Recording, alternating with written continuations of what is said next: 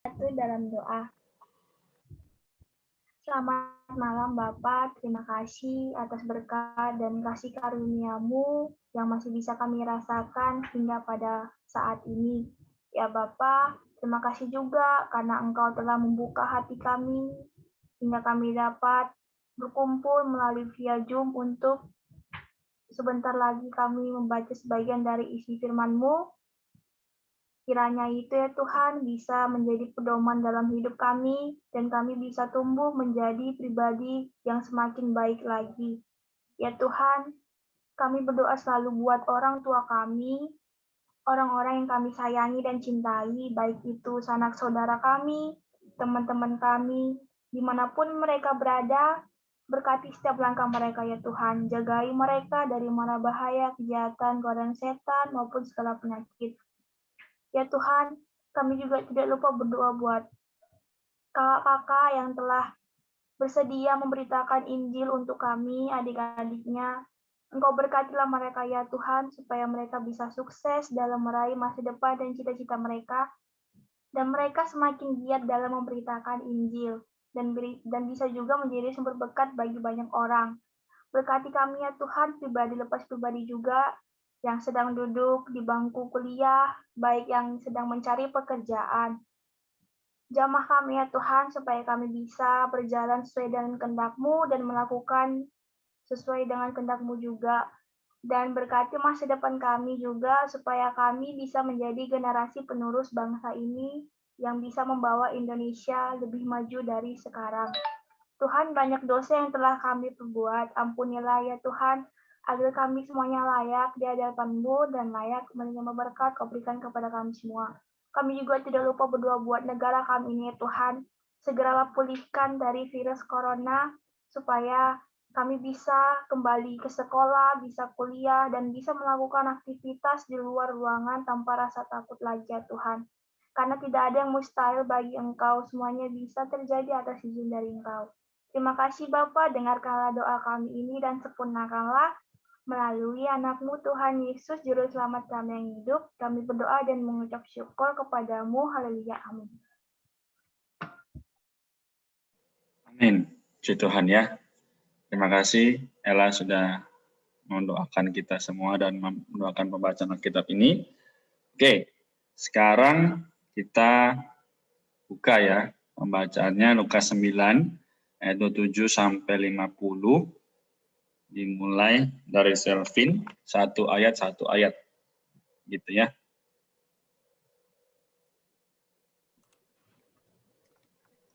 Lukas 9 ayat 27. Aku berkata kepadamu, sesungguhnya di antara orang yang hadir di sini ada yang tidak akan mati sebelum mereka melihat kerajaan Allah. Amin. Kemudian ayat yang ke-28. Kira-kira 8 hari sesudah segala pengajaran itu, Yesus membawa Petrus, Yohanes, dan Yakobus naik ke atas gunung untuk berdoa.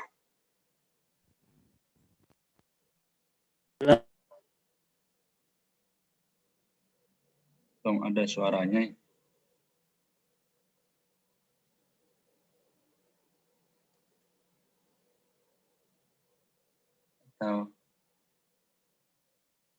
Amin.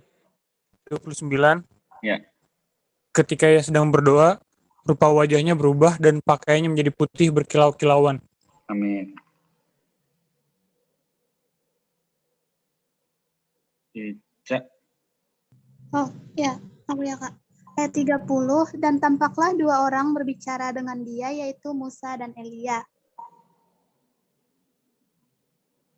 Ayat 31, keduanya menampakkan diri dalam kemuliaan dan berbicara tentang tujuan kepergiannya yang akan digenapinya di Yerusalem.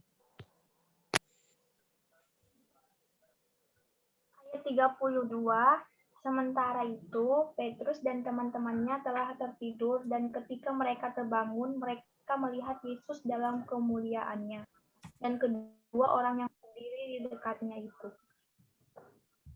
Ayat 33, dan ketika kedua orang itu hendak meninggalkan Yesus, Petrus berkata kepadanya, "Guru, Betapa bahagianya kami berada di tempat ini. Baiklah kami dirikan sekarang 3 tema, satu untuk engkau, satu untuk Musa, dan satu untuk Elia. Tapi Petrus tidak tahu apa yang dikatakannya itu. Ayat 34. Sementara ia berkata demikian, datanglah awan menaungi mereka, dan ketika mereka masuk ke dalam awan itu, takutlah mereka. Ayat 35, maka terdengarlah suara dari dalam awan itu yang berkata, inilah anakku yang kupilih, dengarkanlah dia. Ayat 36, ketika suara itu terdengar, nampaklah Yesus tinggal seorang diri, dan murid-murid itu merahasiakannya. Dan pada masa itu mereka tidak menceritakan kepada siapapun apa yang telah mereka lihat itu. Pada keesokan harinya, ketika mereka turun dari gunung itu, datanglah orang banyak berbondong-bondong menemui Yesus.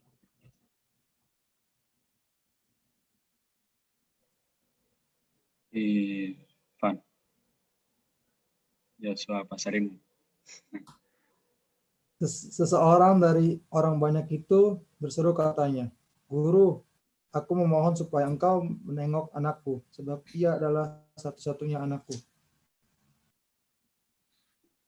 Ayat 39.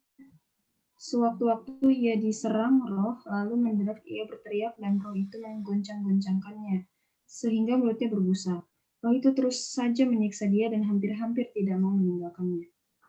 Dan aku telah meminta kepada murid-muridmu supaya mereka mengusir roh itu, tetapi mereka tidak dapat.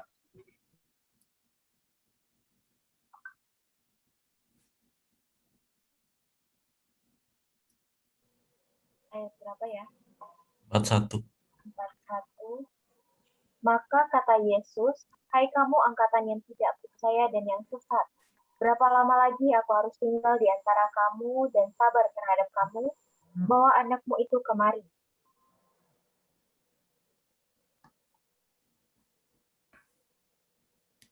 Ani.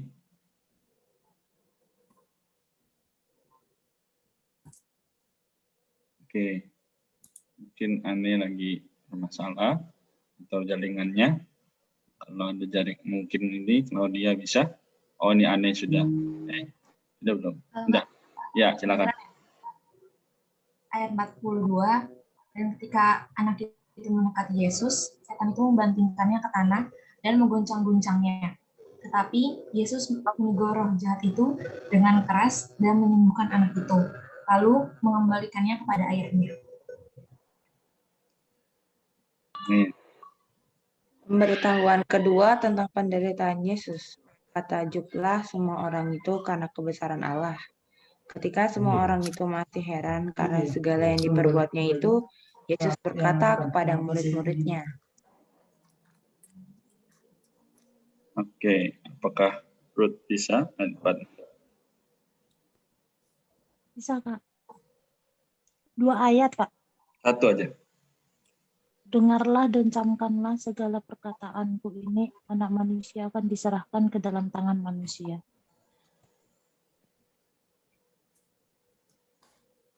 Back to Selvin.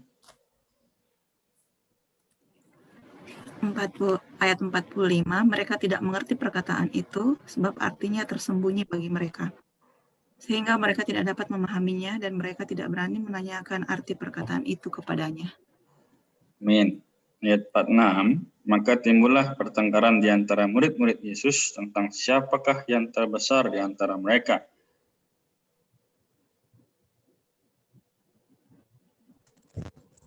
Ayat 47, tetapi Yesus mengetahui pikiran mereka. Karena itu ia mengambil seorang anak kecil dan menempatkannya di sampingnya. Ayat 48, dan berkata kepada mereka, barang siapa menyambut anak ini dalam namaku, ia menyambut aku. Dan barang siapa menyambut aku, ia menyambut dia yang mengutus aku, karena yang terkecil di antara kamu sekalian, dialah yang terbesar.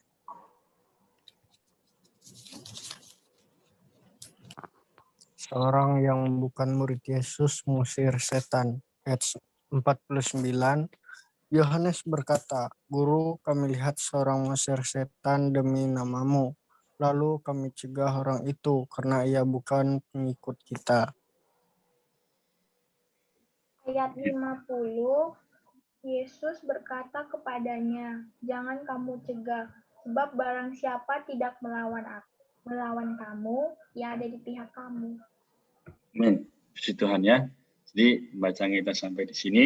Seharusnya perjanjian lama teman-teman juga sudah baca sendiri ya. Baik, kita akan masuk ke dalam pembahasan. Sebelumnya saya mau tanya dulu, adakah yang masih ingat poin penting dari pembahasan Alkitab kita minggu lalu? Dari kitab Lukas ini mengenai apa? Saya kasih clue-nya yaitu hidup. Kehidupan. Kehidupan apanya Kristus.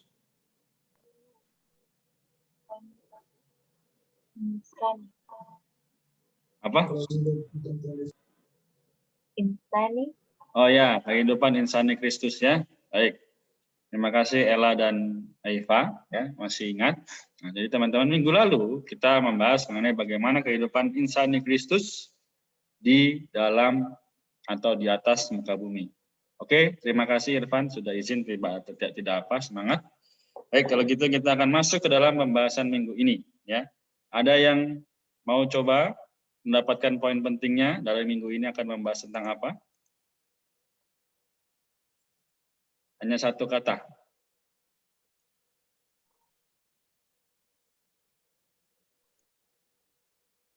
Oke, mungkin saya akan tampilkan saja ya supaya tidak menebak-nebak. Oke, sebentar saya izin tampilkan.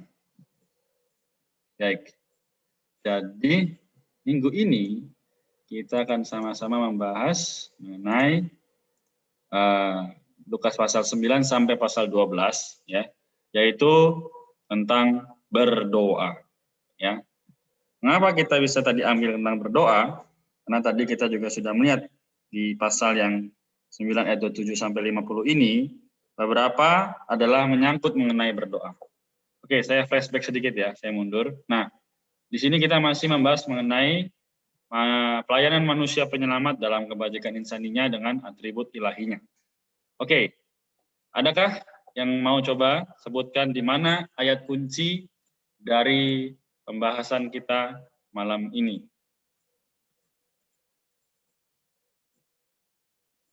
Oke. Di dalam ayatnya, di dalam ayat tadi ada perkataan mengenai bagaimana menyambut Dia. Nah, pasti teman-teman sudah dapat harusnya ya. Lukas pasal 9 ayat yang keberapa? 48 enggak, Kak? Iya, langsung ketahuan ya. Terima kasih. Oke, saya kurang ini ya, kurang jago. Baik, kita lanjutkan saja, kita bahas sama-sama ya di sini, yaitu ayat 48 ya. Dan berkata kepada mereka, kita baca sama-sama yuk. Siapa saja yang menyambut anak ini dalam namaku, ia menyambut aku. Dan siapa saja yang menyambut aku, ia menyambut dia yang mengutus aku. Karena yang terkecil di antara kamu, kalian dialah yang terbesar. Amin. Puji Tuhan ya. Jadi ini mengenai berdoa. Nah, apa hubungannya dengan anak-anak? Kenapa kita harus seperti bahkan anak kecil dikatakan bahkan Tuhan akan menyambutnya. Nah, kita lihat di poin penting kebenarannya ya. Kita bahas sebentar. Ya, di sini tidak ada fill in the blank, tapi adalah bagaimana nanti adalah penjelasan ya. Kita sama-sama lihat saja dulu ya. Saya akan sama-sama coba jelaskan. Nah, di sini kita lihat dari porsi tadi ya, di sekitar ayat 48, ya, 49 dan 50 ya. Di sini berbicara bagaimana mereka berebut ya. Jadi mereka di sini mau supaya diri mereka siapa yang terbesar ya kan. Nah, di sini dikatakan apa?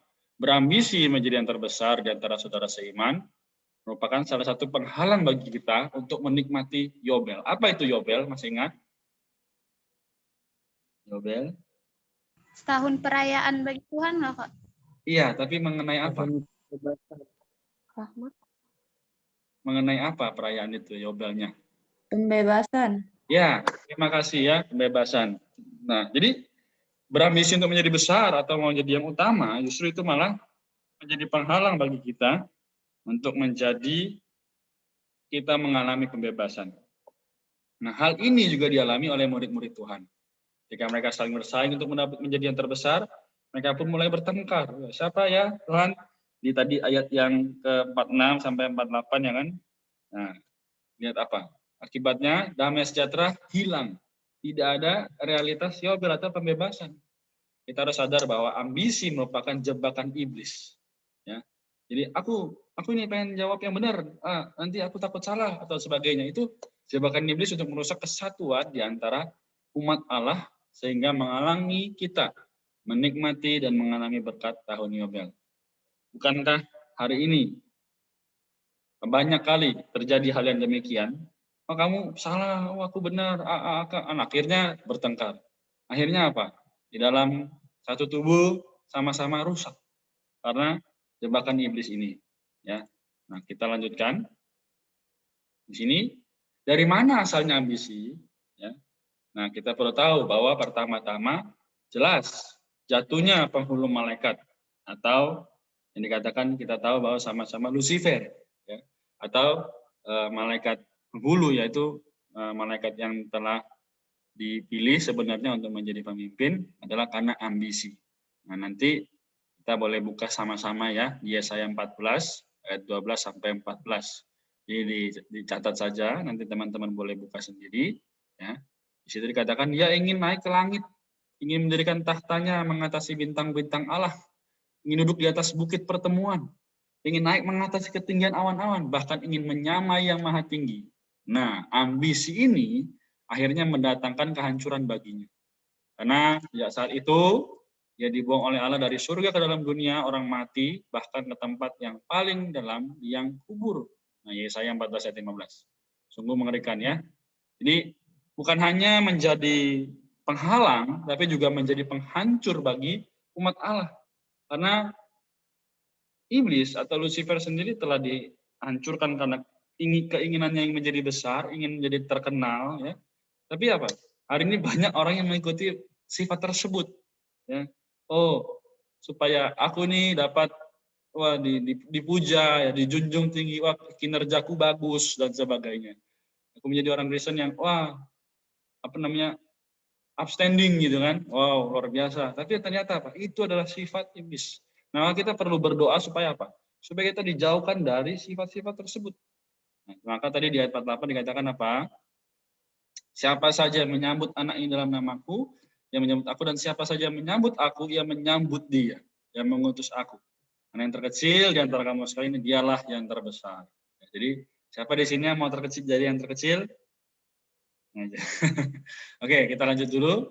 Di sini panjang ya. Nah, karena di dalam kita ada benih dosa, maka kita pun memiliki sesuatu yang namanya ambisi.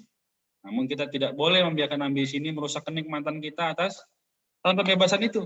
Itulah sebabnya Tuhan menghendaki kita memikul salib kita setiap seminggu sekali, bukan, tapi setiap hari, dan menyangkal yang kemarin kita bahas, yaitu apa? Nyawa kita atau hayat jiwa, soul life, agar ambisi kita disalibkan dan diakhiri.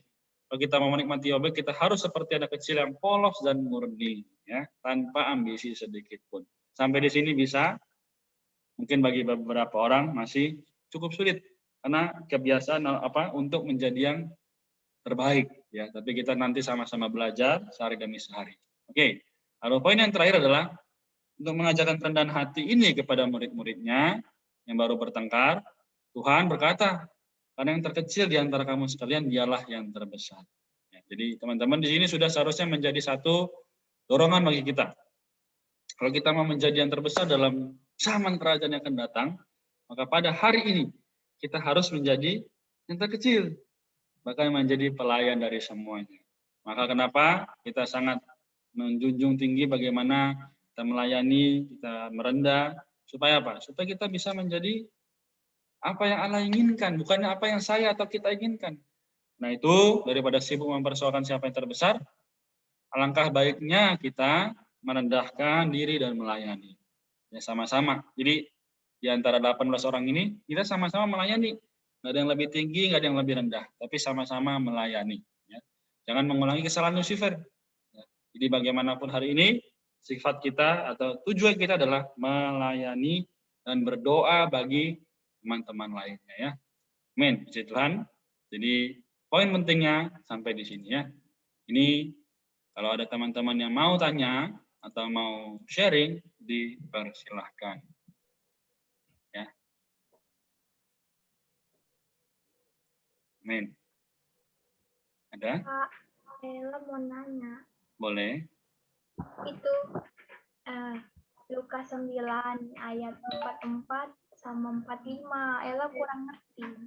Boleh nggak dibuat kayak ilustrasinya gitu? Gitu. Oke, 44 dan 45 ya. Iya, makasih Kak. Baik. Ya teman-teman, ada yang sudah mengerti dan mau coba jawab? Tidak ada salahnya.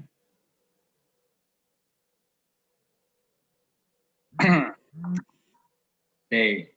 Jadi kita apa tuh? Oke, silakan Claudia.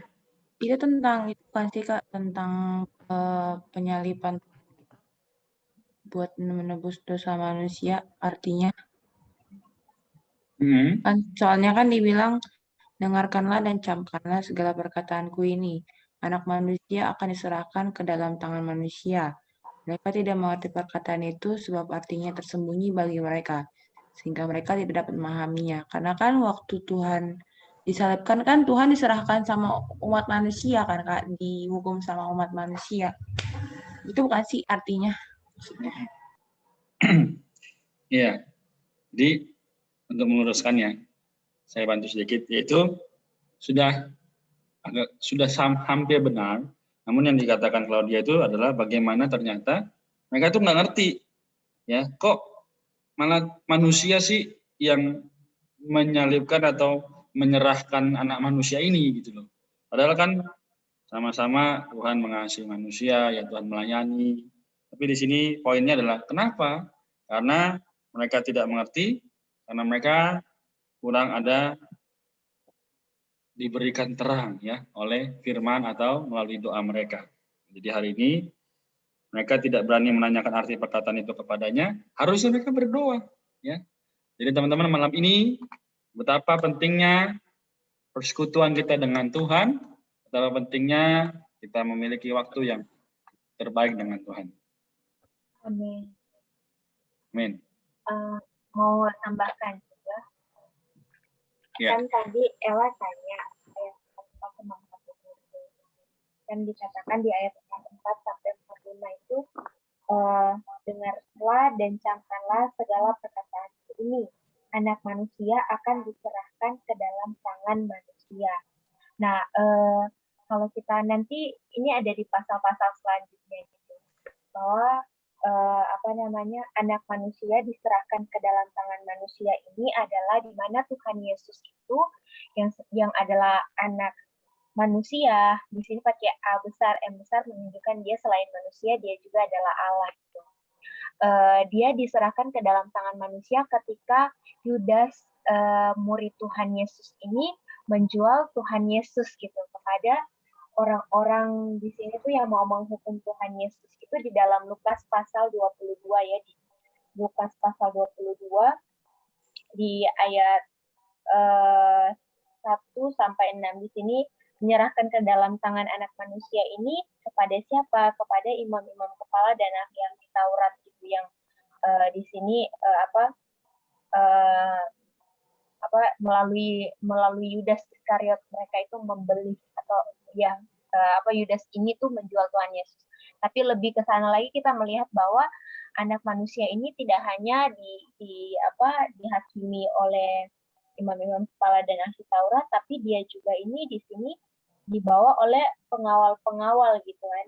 Kalau di ayat 4 bilang di Lukas pasal 22 ayat 4, Yudas pun pergi kepada imam-imam kepala dan kepala-kepala pengawal bait Allah dan berunding dengan mereka bagaimana ia, di sini yaitu Yudas, dapat menyerahkan Yesus kepada mereka.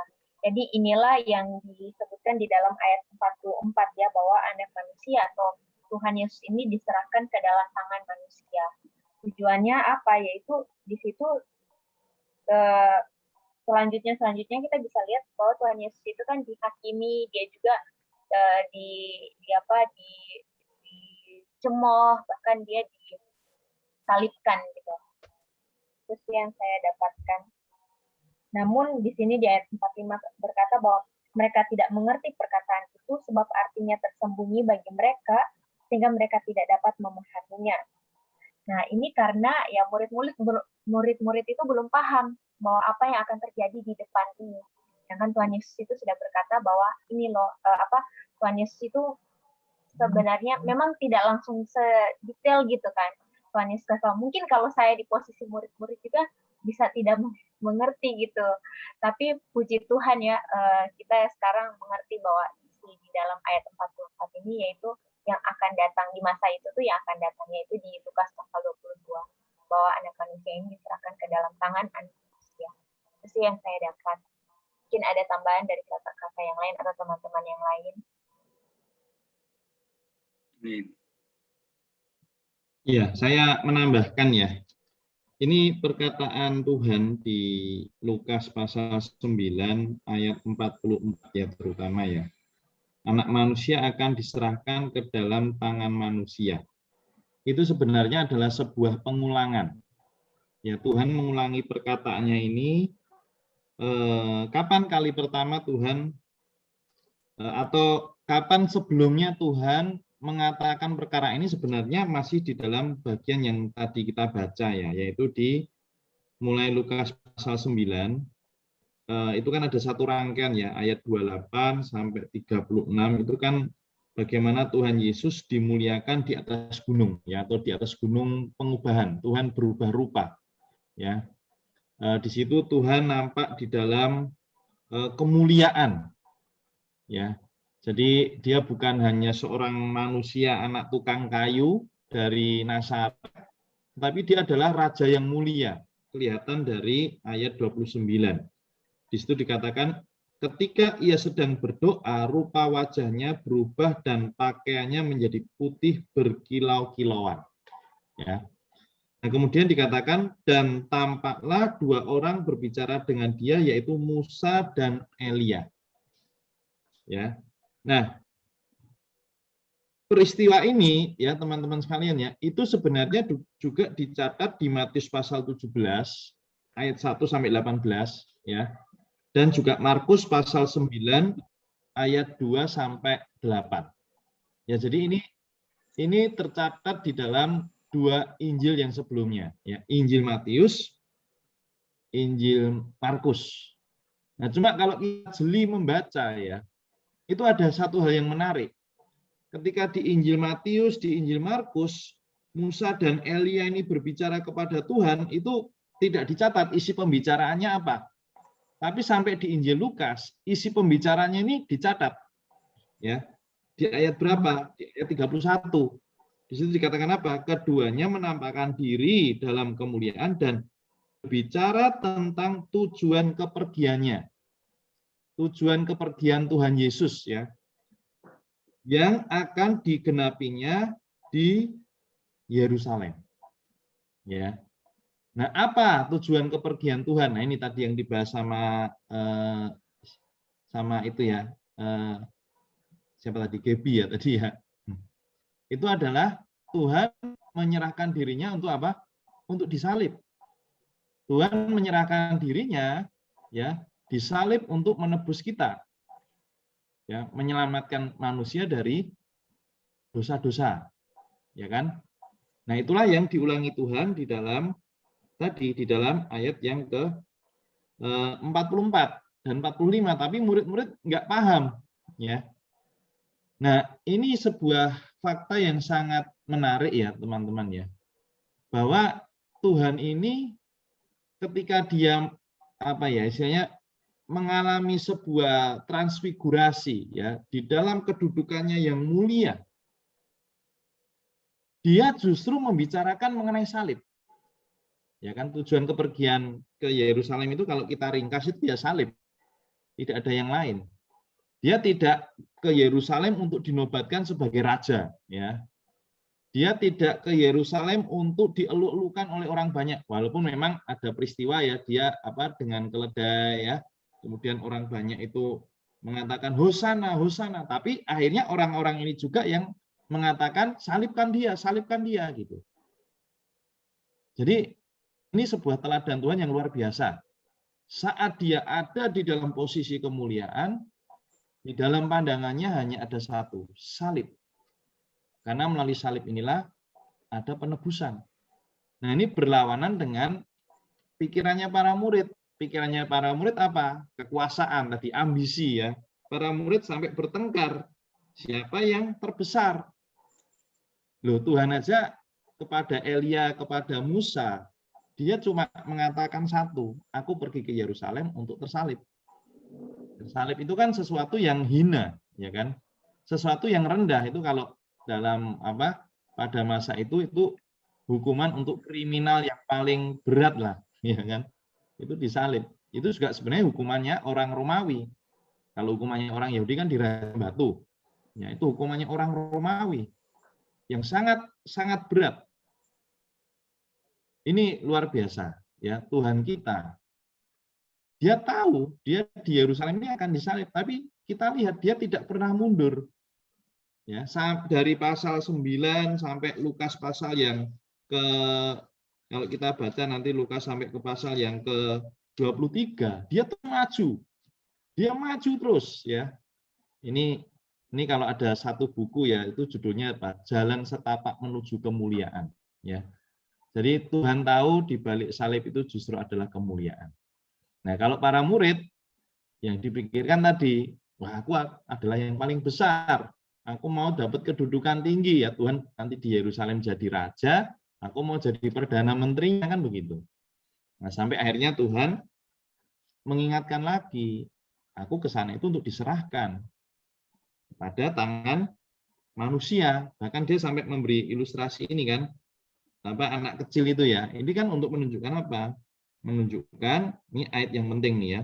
Yang terkecil di antara kamu sekalian, dialah yang terbesar. Ya, sekali lagi ya, yang terkecil di antara kamu, dialah yang terbesar. Konsep manusia itu kedudukan, ambisi. Tadi Kak Renat membahas mengenai Lucifer ya. Lucifer kan juga begitu, dia sombong, dia ingin menyamai Allah yang maha tinggi. Sampai akhirnya dia jatuh, ya kan. Nah, para murid karena dia adalah orang yang juga istilahnya konsep alamiah ya, konsep orang kebanyakan sama pemikirannya, maunya kedudukan. Tetapi melalui firman-Nya Tuhan mengajar kepada kita, Tuhan tidak mau kedudukan. Tuhan mau salib. Salib itu apa? Itu adalah pelayanan Tuhan yang paling tinggi lah kepada kita manusia. Ya, jadi ini juga memberitahu kita bahwa ya hari ini inilah juga jalan kita. Jalan kita ini bukan ingin berlomba-lomba menjadi yang paling besar. Jalan kita juga adalah jalan setapak. Tapi jalan setapak ini ya adalah menuju pada kemuliaan. Tapi kemuliaan kita bukan di hari ini. Kemuliaan kita nanti kalau sudah jumpa Tuhan ya.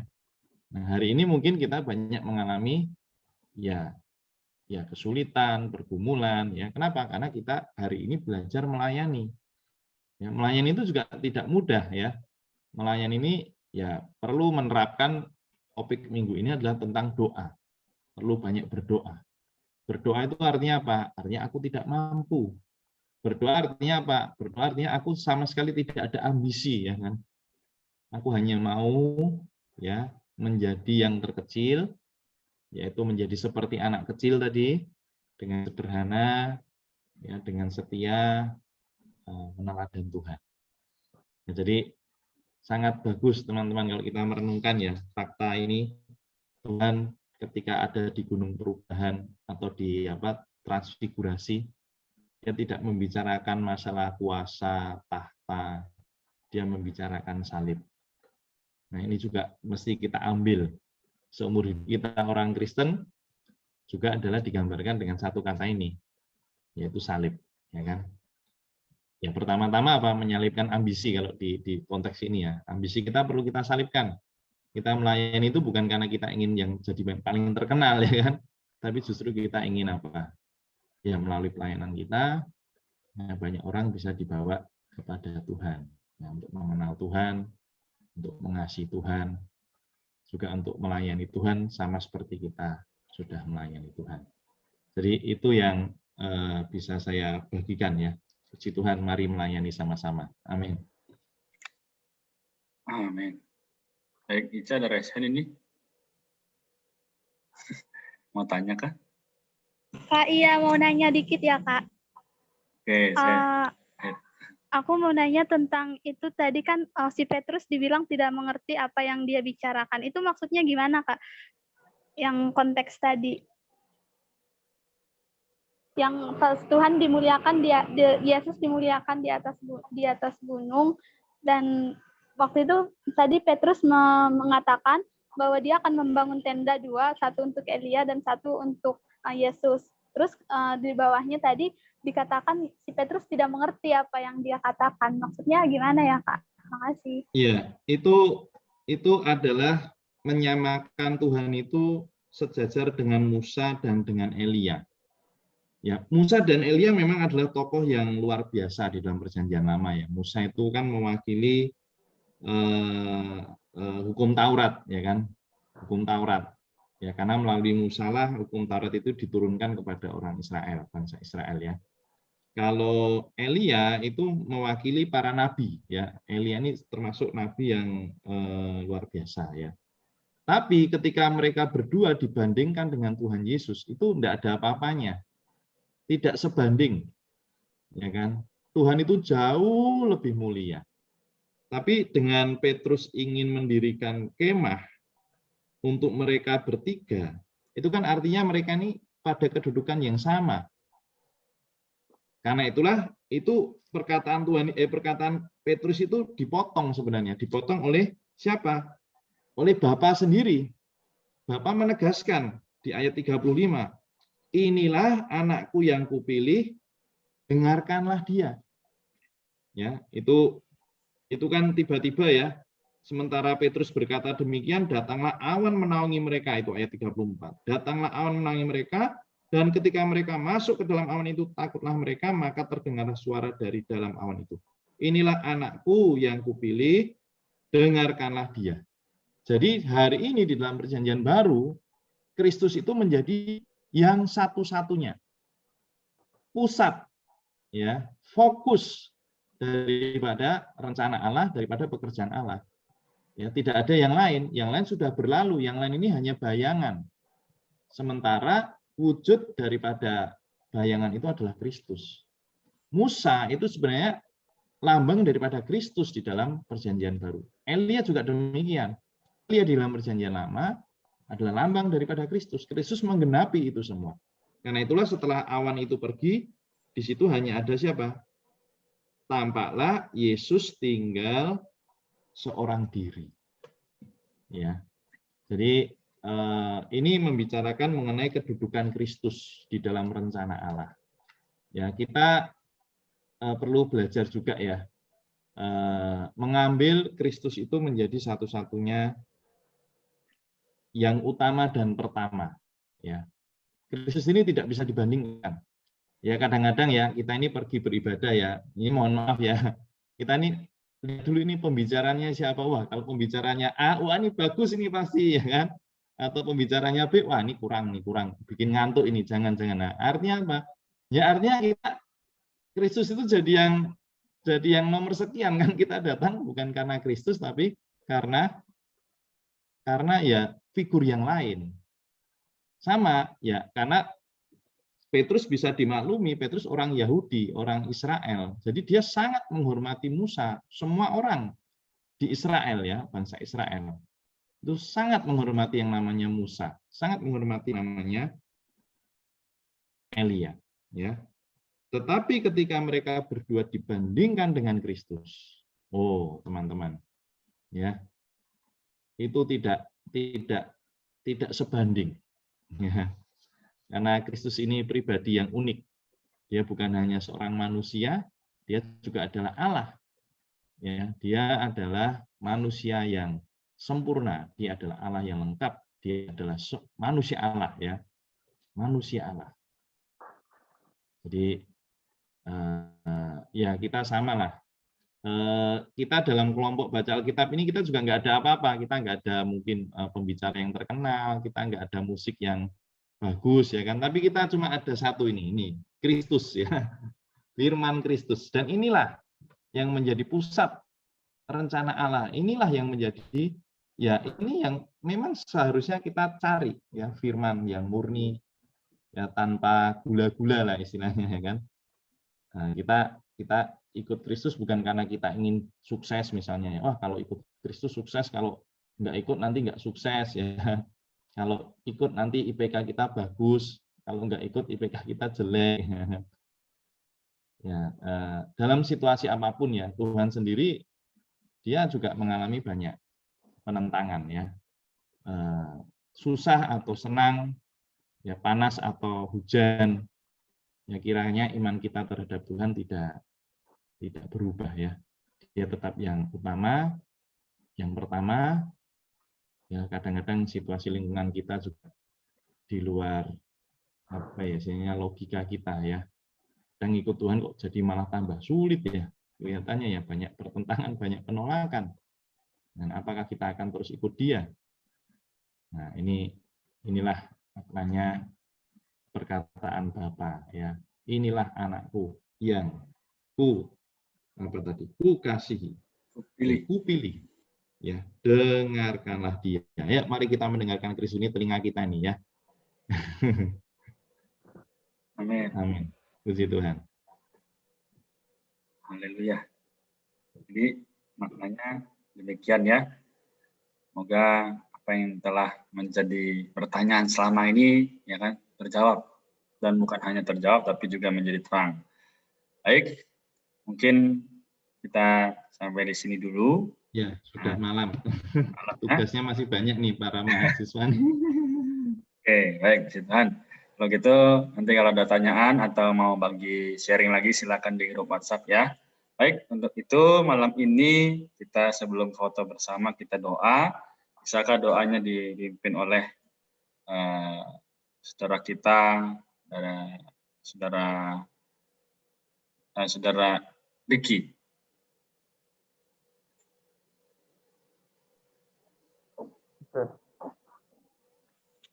Mari kita berseru doa.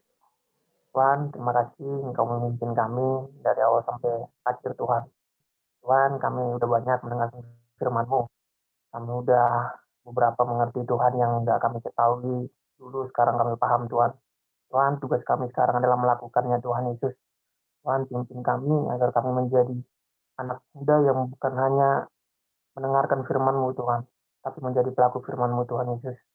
Tuhan, kami ingin membuat kesempatan yang Kau berikan setiap harinya kepada kami menjadi yang terbaik, Tuhan Yesus.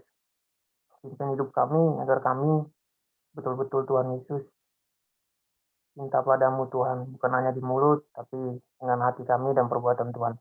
Tuhan, terima kasih untuk kakak-kakak yang melayani kami setiap hari.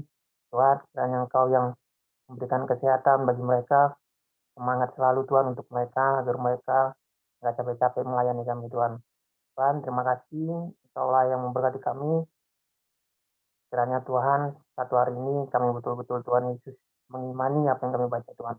Terima kasih banyak, Tuhan Yesus. Haleluya. Amin. Amin. Puji Tuhan. Doa yang sangat baik, ya. Doa yang sama untuk Ricky juga. Oke, kita sampai di sini. Mari kita buka